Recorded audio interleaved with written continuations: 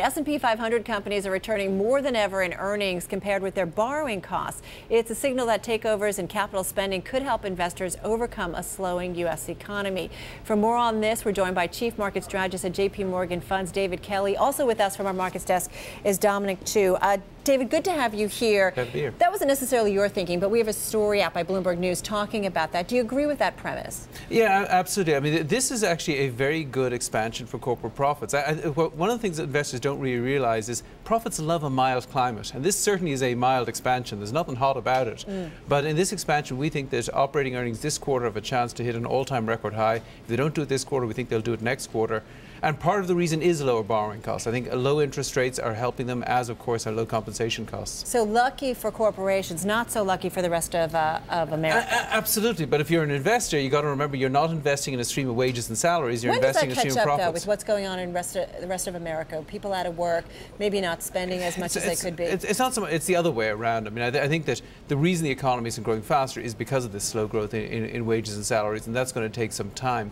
But you know, for an investor, it doesn't mean that the expansion is doomed. I think the expansion muddles along.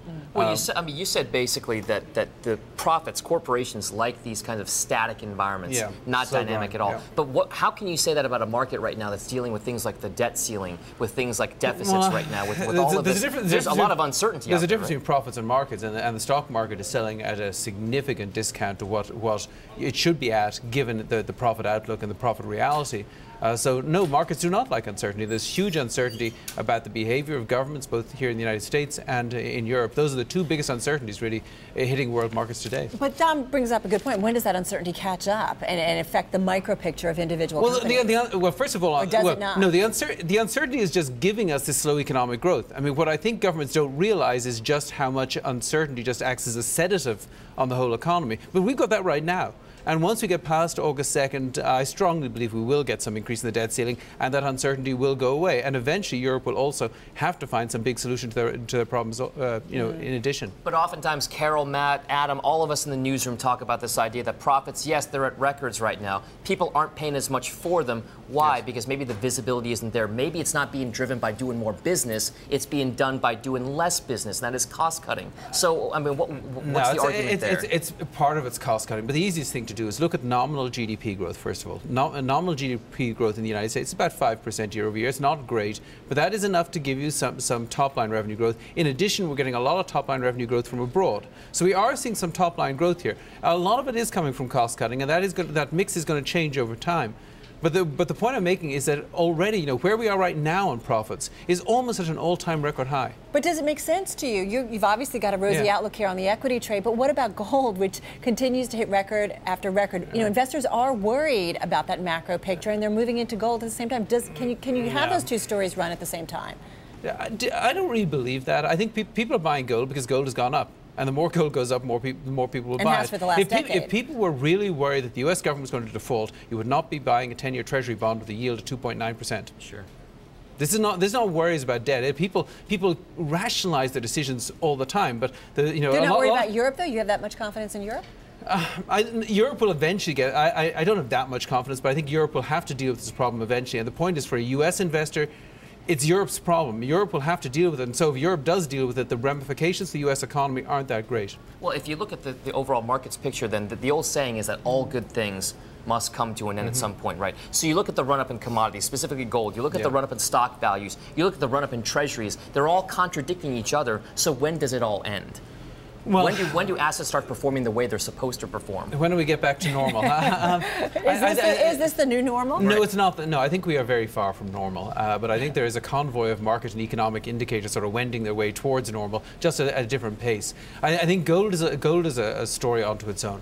But if you look at treasuries and you look at the equity market, I think as the unemployment rate comes down, as economic growth picks up, and as we get past the U.S. debt ceiling issue, I think we will begin to see a little bit of an acceleration in U.S. economic growth. Once unemployment begins to come down again, we will continue to see increases in stock prices, because they haven't gone up enough. They're still not near their all-time record highs here, and I think we'll all see interest rates rise. I mean, Mike lays it out. It does seem to make so much sense. Why can't we make this work? Is it just because of the political infighting? Well, yes, and first of all, I completely agree with you. We have to both raise revenues and cut spending. Nobody who looks at the budget numbers seriously can come up with any other conclusion. You've got to do both. But I think what they should do is agree to increase the debt limit, but agree to a glide path on that deficit to GDP ratio. Now, by our numbers, it's actually only going to be about 8.5% this fiscal year when all is said and done. And next year, with the expiration of the one-year tax breaks we got last December, it'll be down to about 6.5 to 7. Suppose it's 7.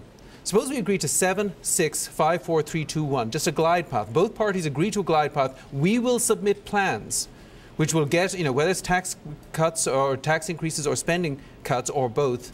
We'll agree to plans to get onto this glide path, and then we'll fight the 2012 election on whose plan do you like the best. But what we need is a commitment from both parties to get a sensible 5, 4, 3, 2, 1 on getting the deficit down to 0. Very quickly, when would you start cutting? Can you cut right now because of the weakness of the economy? You can, but in fact, there's enough in the already in 2012. We're going to see the deficit fall by almost 2 percentage points of GDP. In the last 40 years, there hasn't been a single year when we've cut the deficit by more than 2 percentage points of GDP. So we don't need to do any faster than that. It's like a diet. You do it slowly over a period of time if you want to be successful. So the real issue is, guys, what does it take for people to focus on those earnings fundamentals? Well, you are focused on earnings. Yes, absolutely. First of all, I think people should focus on earnings. There's nothing more important for investors in the long run than earnings. But I think the other issue is, are we going to see a pickup in growth in the United States? Because we saw 1.9% GDP growth in the first quarter. It's looking to us like we're not doing better than that in the second quarter. We could see another 1.9. We need to see a pickup to 3 or 4% growth in the second half of this year, at least 3%, 4% next year. And that question is out there, and it doesn't matter how much. Are you banking on growth picking up and adjusting your investments accordingly? We expect the growth will pick up. We think the Federal Reserve is basically right that we're temporary factors slowing the economies in the first half, and so we'll pick up. I mean, it's still too slow. 3% and 4% in this economy is too slow, but we think we will pick up in the second half of the year. Todd. David Kelly, right here in the newsroom, thank you so much, and Dom as well.